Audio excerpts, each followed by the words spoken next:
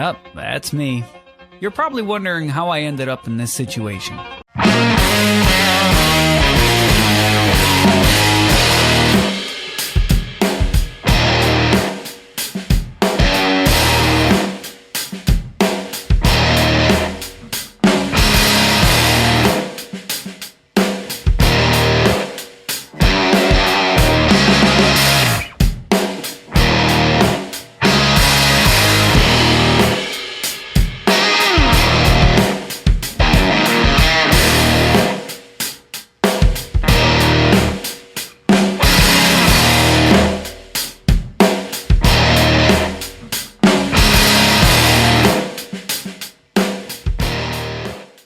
All right, we're here with Brian Todd, and he's got a 31 Coupe.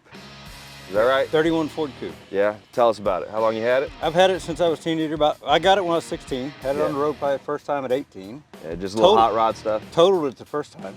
Totaled it? First time out of the driveway, totaled the car. And how'd that happen? There's got to be a story. There's a story to that, yes. So would you like to tell it? Well, sure, why not? Just go ahead and tell it.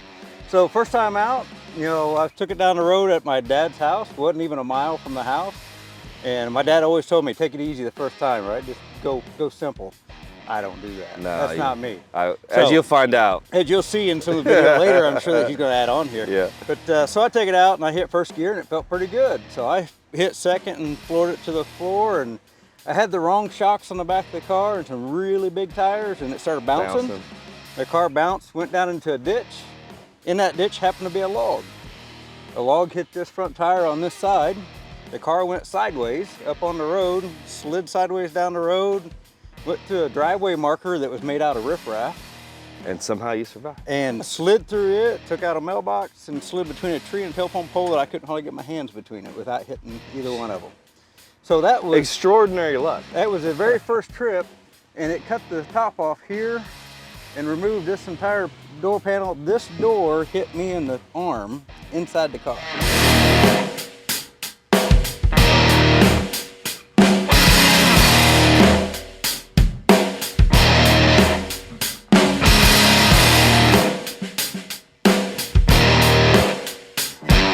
Wow. I bent the steering wheel at a 90-degree angle around the steering column, and also bent the firewall at a 45-degree angle forward. It was a can opener on the side of this car. And then you fixed it. I put it back together. How long did that take? About a year. Do you have pictures of that? I probably do somewhere, but I'd have to really look hard to find them. You need to look real hard for them. But we'll try to find that. But anyway, right. Then then I put it back together. Then I decided I was going to make it a lot better. That's also when I decided it needed a roll cage, because then it did not have a roll cage. And so I totally rebuilt the car and made it kind of what it is today.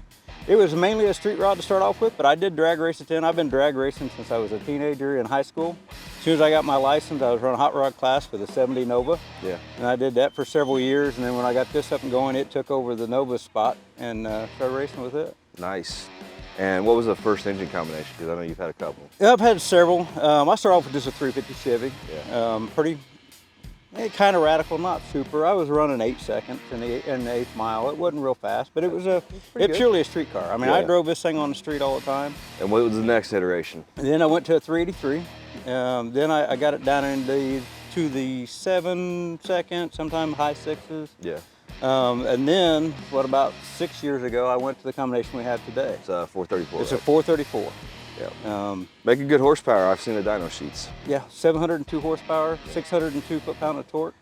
So I've known Brian for quite a while. We used to hang out before I started drag racing, right here on the fence line that the camera's behind, and watching drag racing and watching him drag race. And he was nice enough to let us park our stuff right over there and hang out.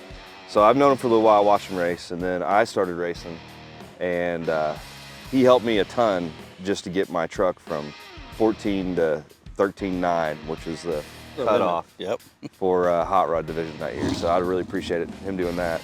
But then I started getting good at things, and people started, asking my advice for things, which is probably the worst thing you can do. And back in January, I think is when we, I think it'll be all right. Yeah. Back in January, we started talking about some of the upgrades you're going to try to do, because you started slowly drifting away from 10. Yeah. And one of the things was gear ratio, because I felt like he had a really low, numerical low gear ratio. And so you end up putting 430s in it, right? 429. Yeah. 429. Yep. And you also put a grid on it. Yep. And you put O2 sensors on that grid. What, did you do anything else? Not really. That was the main crank thing. trigger, was that already on? Yeah, the crank trigger with the grid. Pretty much everything in the ignition system is new. So I put new distributor, new wires, new crank trigger, the grid system, and then it went from that 373 gear that we had in it before, and went up to the 429. So his transmission is a turbo 350, which has a really high first gear numerical ratio. Yeah, 252. So the night before, we took a look at his grid, and we talked about maybe try to kill some power in the beginning, because we knew the front tires were going to want a little gap under them. Just a little gap. And put some in, and he goes out there and runs the most ridiculous thing I've ever seen in my entire life.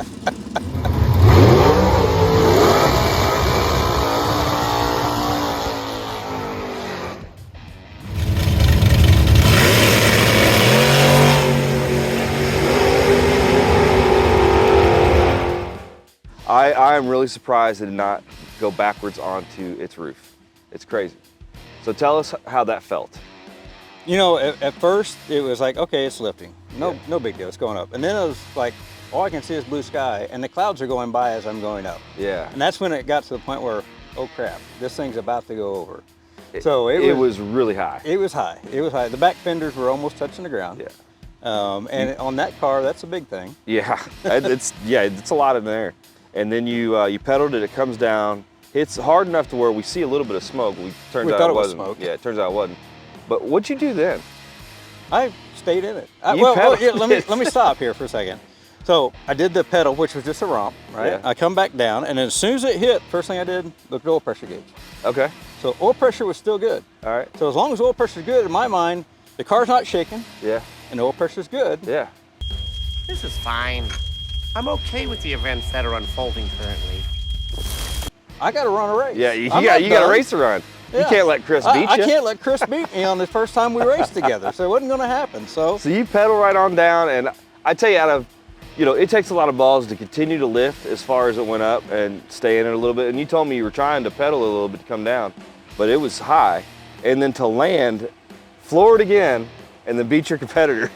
It's pretty impressive. And pull another wheel stand. Yeah, because it bounced. When it bounced up, it held it out there again. I would say you would have power wheelied.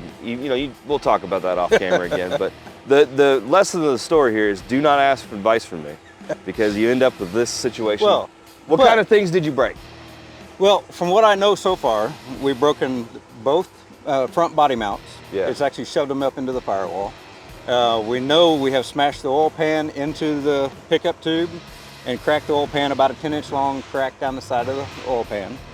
We know that we bent the steering arm that comes off the steering pump. I noticed last night, I don't know if I've even told you this, is the steering shaft is now no longer centered in the seal. It's actually offset for one side of the seal, so you can actually get a filler gauge in without touching the seal on one side. So I'm guessing I need a new steering box for that. The 4-link brackets on the driver's side is bent. It has a little S shape in it now. It flattened the bottom of the 4-bar where it mounts to the 4-bar bracket. Yeah, tie rod end is busted up pretty good. So, and the crank trigger got hit with the the new crank trigger. The brand new crank trigger, yeah. Thinking about it, I mean, all those parts that need to be replaced, you probably needed new ones anyway. Yeah. It's not a big deal. I mean, that's how you need to justify it, right? Yeah, I mean, they've been on there for, 30 years? Plus, you can lighten the front end even though you don't need to, because, Oh, the big one's the axle. That's what I'm saying. That axle's, questionable. Good thing is since it's steel, right? What, the axle? Yeah, no, it's aluminum. Yeah, you just have to replace it. Yeah. Once it's done, it's done. Yep. Well, that is a very interesting run, and I'm personally impressed. The size of the kahunas to lay it down and can just continue to go. But we appreciate you talking with us, Brian. Yeah, no problem. And he's our biggest fan. He won't admit it, but he is.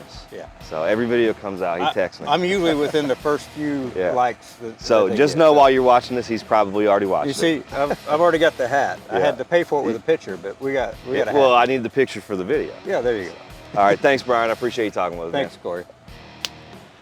Alright guys, I really hope you enjoyed that video with Brian. He is an amazing guy that has really helped me a lot over the years, and he's just a stand-up dude, man. Just a really cool guy.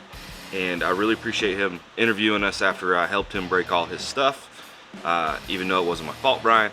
I gotta say though, he cost me much more money over the years just by fueling my addiction for speed, so I guess it's just payback, Brian. But nonetheless, I really appreciate him talking with us, and I thought it was a really cool story, really cool run.